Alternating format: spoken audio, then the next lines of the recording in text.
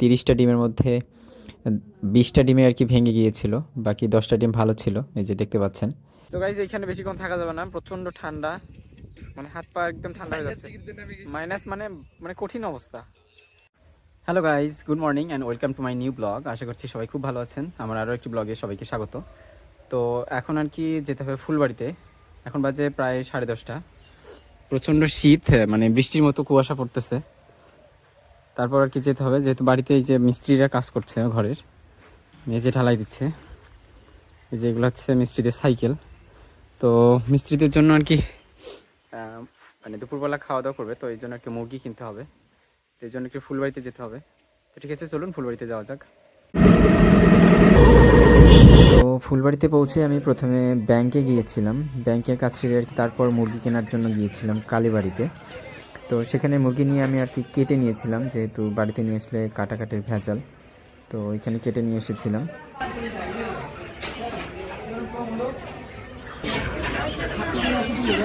তো মুরগি কেনা শেষ করে তারপর আমি ডিমের দোকানে আসি ডিম কেনার জন্য, যেহেতু প্রতি মাসে আমি এক পাতা করে ডিম কিনি, 30টি ডিম। তো আমার ডিমগুলো ফুরিয়ে গিয়েছিল। তো ডিম কেনা শেষ করে আমি বাড়ির উদ্দেশ্যে রওনা দিই অটোতে করে। তো বাড়িতে এসে আর কি একটা দুর্ঘটনা ঘটে যায়, মানে বাড়িতে এসে না, বাজারে, মানে সাইকেলের চাকায় পাম্প দিতে গিয়ে সাইকেলটা আর কি পড়ে যায়। তো ব্যাগের মধ্যে ডিমগুলো ছিল, তো মানে 30টা ডিমের মধ্যে 20টা ডিমে আর কি ভেঙে গিয়েছিল, বাকি 10টা ডিম ভালো ছিল, এই যে দেখতে পাচ্ছেন। তো কি আর করা যাবে, একটা দুর্ঘটনা ঘটে গেল। তারপর আর কি বাকি ডিমগুলো মানে মিস্ত্রিদেরকেও আর কি ভেজে দিয়েছিলাম, আমরাও খেয়েছিলাম। আর এই যে মিস্ত্রিরা তখনও আর কি কাজ করছিল, মানে ঢালাইয়ের কাজ চলছে আর কি, মেঝে ঢালাই।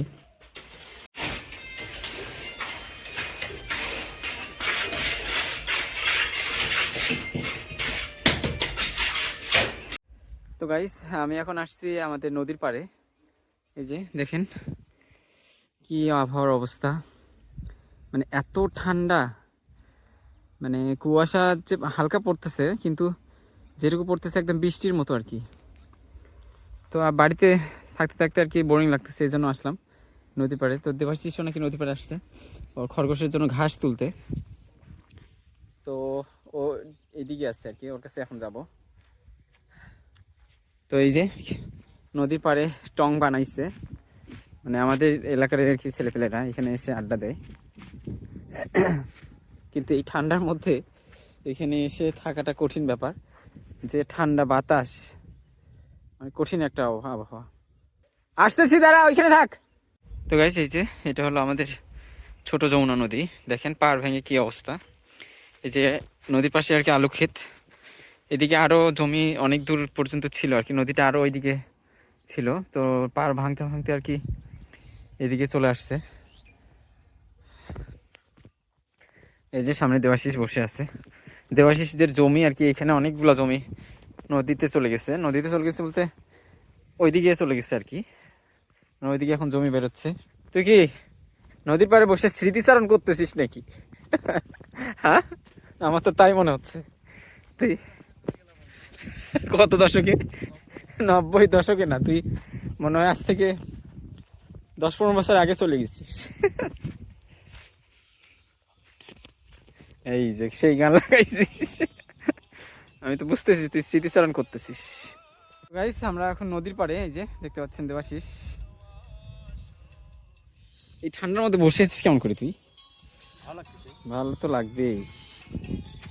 ও কি ঠান্ডা রে একটা। তো গাইস, এখানে প্রচন্ড ঠান্ডা আর কি, ঠান্ডা বাতাস, বাপরে বাপ। এখানে তুই আসিস কেমন করি রে? তো গাইস, এখানে বেশিক্ষণ থাকা যাবে না, প্রচন্ড ঠান্ডা, মানে হাত পা একদম ঠান্ডা হয়ে যাচ্ছে, মাইনাস মানে মানে কঠিন অবস্থা, বাপরে বাপ। বাতাসটা কি ঠান্ডা, সন্ধ্যা লাগেনি অথচ অন্ধকার অন্ধকার একটা ভাব চলে আসছে, দেখছিস? তো গাইস দেখেন কত সুন্দর ফুল ফুটছে, এগুলা রাস্তার পাশে আর কি, জঙ্গলি ফুল। এগুলা ফুলের নাম আর কি জানি না, কিন্তু সুন্দর, কিন্তু মানে এত সুন্দর দেখতে, আর এত ফুল ফুটছে, দেখছো? দেবাশিস কেমন লাগতেছে? সুন্দর। বসন্তকাল মানে, যেটা বসন্তকালের কথা, এটা তো শীতকাল। ফুলের সৌন্দর্য।